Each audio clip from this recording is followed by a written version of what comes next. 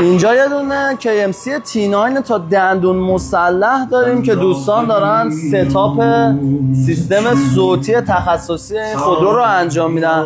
مجموعه تخصصی و مولتی برند خودرویی، یعنی تمامی کارهای خودروهای خاص در مجموعه انجام میشه. در خدمت آقا احسان گل هستیم، به ما توضیح بده که دقیقاً چه کاری دارن انجام میدن. وقت همه دوستان بخیر.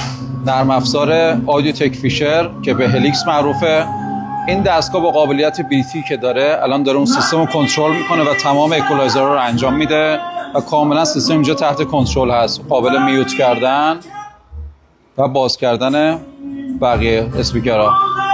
ما توی این خودرو به دلیل پیوستگی که خودروهای جدید با سیستم ایر کاندیشنرشون و DVD و سنسور و همه اینو با هم هست، ما به واسطه این از آرم پروسسور استفاده کردیم که به هد یونیت فابریکشون ما دست نزنیم.